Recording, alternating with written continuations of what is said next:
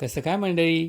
लग्नानंतर होईलच प्रेम या मालिकेच्या आजच्या गुरुवार 20 मार्चच्या एपिसोडमध्ये काय घडलं ते जाणून घेऊया. काव्या आईजवळ असते. आपल्यामुळेच आईला हा त्रास झाला म्हणून तिला वाईट वाटतं. ती आईला म्हणते, आई मी तुला सगळं सांगितलं त्यामुळेच तुला हा त्रास झाला ना, परंतु आता मी मागे नाही हटवणार. मी ठरवलंय की मी पार्थला घटस्फोट देणार आणि त्यानंतर मी जीवाशी लग्न करेल. हे ऐकून आईला मोठा धक्काच बसतो. आई म्हणते, पण हे कसं शक्य आहे? त्यासाठी जीवा आणि नंदिनी या दोघांचाही घटस्फोट होईल आणि मग ज्या मुलीने आजपर्यंत अनेकांचे संसार वाचवले त्या नंदिनीचं दुसऱ्यांदा लग्न मोडेल, आधी पार्थबरोबर आणि आता जीवाबरोबर. काव्या आईला समजावून सांगते, असं काहीही होणार नाही. नंदिनी ताई माझी सुद्धा मोठी बहीण आहे. मी तिच्या आयुष्याचं नुकसान नाही होऊ देणार. एकदा का माझा आणि पार्थचा घटस्फोट झाला आणि मग जीवा आणि नंदिनी ताईचाही घटस्फोट होईल. मग मी जीवाशी लग्न केल्यावर पार्थ आणि नंदिनी ताई हे सुद्धा लग्न करतील ना. तसंही त्यांना एकमेकांबरोबरच लग्न करायचं होतं. मग सगळा गुंता सुटेल आणि सगळे हे खूप आनंदाने राहतील. मी तुला वचन देते की त्यानंतर मी सगळ्यांची मनं जपणार, कुटुंबाला एकत्र ठेवेल, सगळ्यांचं मन जिंकून घेईल. सगळे तुला असंच म्हणतील की या काव्यामध्ये किती मोठा बदल झालाय. आधीची काव्या आणि ही काव्या यांच्यामध्ये किती अंतर आहे. सगळं माझं कौतुकच करतील. आई काव्याला समजावून सांगते, मला तुझं सगळं पटतंय, परंतु हे सगळं करण्यासाठी तुला 3 लोकांची मनं वळवावी लागतील आणि ते काही सोपं नाहीये. तेव्हा काव्या म्हणते, मी आत्ताच्या आत्ता त्यांना सगळं जाऊन सांगते, म्हणजे हे सगळं प्रकरण मिटेल आणि तुलाही बरं वाटेल. परंतु त्याच वेळेस नंदिनी तेथे येते आणि विचारते, काय सांगायचंय तुला? नंदिनी काही ऐकलं नसेल ना, हा विचार करून काव्या खूप घाबरते. तर इकडे रम्या आणि मंजू आत्या चक्क नंदिनी आणि काव्या यांच्या रूम सजवत असतात. त्यांच्यासाठी हनीमून स्वीट तयार करत असतात. तेव्हा मंजू ही तिच्या लग्नाचे किस्से सांगू लागते. तर रम्या उद्धटपणे म्हणते, तुझ्या लग्नाचे किस्से ऐकायला मी नाही येथे आले. ज्या प्रकारे त्यांच्या लग्नाच्या वेळेस जोड्या बदलल्या तसंच आपल्याला त्यांचे रूमसुद्धा बदलायचे आहेत. रूम बदलले की त्यांच्यात आणखीन गैरसमज होतील, भडका उडेल आणि ते पाहायला चांगलीच मजा येईल. मंजू विचारते, लग्नात तर जोड्या बदलल्या, पण आता रूम कसे काय बदलायचे? रम्या सांगते, पहा आता या रूमवर पार्थ आणि काव्याचं नाव लिहिलंय ना. ही पाटी पाहून पार्थ येथे येईल. पार्थ आल्यानंतर आपण पाटी बदलायची. जीवा आणि नंदिनीच्या लग्नाची पाटी लावायची. मग नंदिनी आतमध्ये येईल. त्यानंतर नंदिनी आल्यावर आपण पुन्हा एकदा हीच पाटी लावायची की ही पार्थ आणि काव्याची रूम आहे. मग काव्या आतमध्ये येईल. तिघे एकाच वेळेस रूममध्ये असतील तेव्हा चांगलाच भडका उडेल आणि तो पाहायला आपल्याला खूप मजा येईल. हा विचार करून रम्या खूप खुश होते. तर इकडे नंदिनी ही आईला आणि काव्याला विचारते, काव्या तू आईला काय सांगितलं त्यामुळे आईची अशी अवस्था झाली? काव्या सांगते, मी आईला हेच सांगितलं की मला पार्थला घटस्फोट द्यायचा आहे. आणि नंदिनी विचारते, आणि काय? आई खूप घाबरते. काव्या काही सांगणार इतक्यात आई तिला थांबवते आणि काहीही सांगू देत नाही. ती नंदिनीला म्हणते, तू काव्याला काहीही बोलू नको, तिची यामध्ये काहीही चूक नाहीये.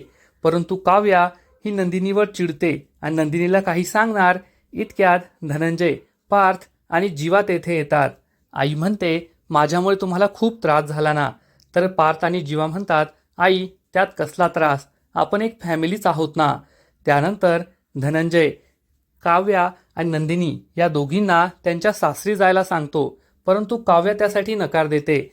धनंजय या दोघींना समजावून सांगतो, आईची तब्येत आता ठीक आहे, डॉक्टरही तसं म्हणालेत आणि मी आहे ना, काहीही गरज पडली तर तुम्हाला फोन करेल, तुम्ही येथे येऊ शकता.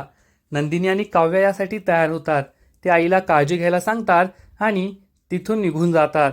तेव्हा धनंजय हा आईला विचारतो की आता मला खरं सांग, काव्याने तुला असं काय सांगितलं ज्यामुळे तुला एवढा त्रास झाला?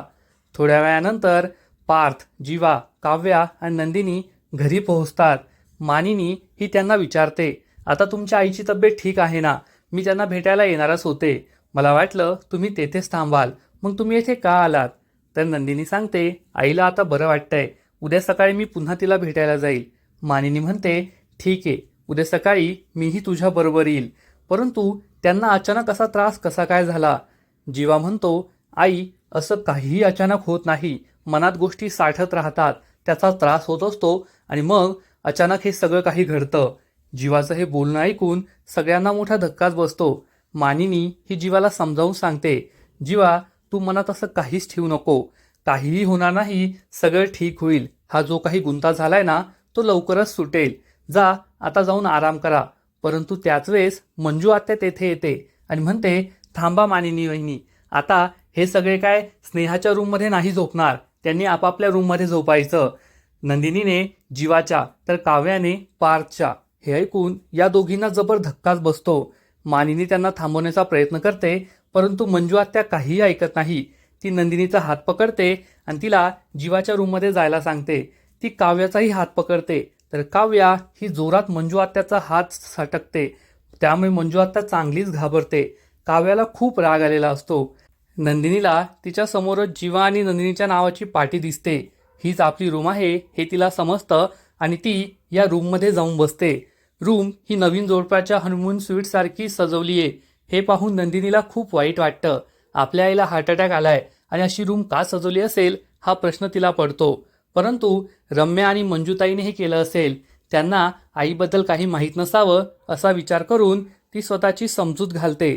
परंतु नंदिनी आतमध्ये गेलीये हे पाहून रम्या आणि मंजू आत्या तेथे येतात आणि या रूमवर लावलेली पाटी बदलतात आणि तेथे पार्थ आणि काव्याच्या नावाची पाटी लावतात आणि दरवाजा बंद करून घेतात.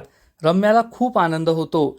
थोड्या वेळानंतर पार्थ हा आपल्या नावाची पाटी पाहून या रूममध्ये येतो. नंदिनी ही जीवाला आला असं समजून मागे वळून पाहते, तर पार्थला पाहून तिला मोठा धक्काच बसतो. दोघेही एकमेकांना नजर देऊ शकत नाही. पार्थ म्हणतो, मी जातो बाहेर, तर नंदिनी म्हणते, नाही तुम्ही थांबा, मी जाते बाहेर. नंदिनी जाऊ लागते, तर पार्थ तिला थांबवतो आणि विचारतो, हे जे काही घडलंय त्याचा तुम्हाला त्रास होत नाहीये का?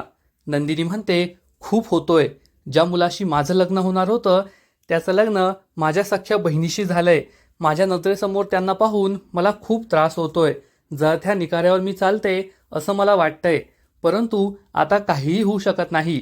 ज्या 2 सुंदर फुलांची एक माळ होणार होती त्यामध्ये आता आणखीन 2 फुलं आली आहेत आणि त्यामुळे खूप गुंता वाढलाय. हा गुंता कसा सुटेल, कधी सुटेल मला काहीच कळत नाहीये. पार्थ हा सुद्धा खूप दुःखी होतो. पुढील एपिसोडमध्ये आपण पाहू की काव्या पार्थ आणि नंदिनी एकमेकांशी बोलत असताना रूममध्ये येईल.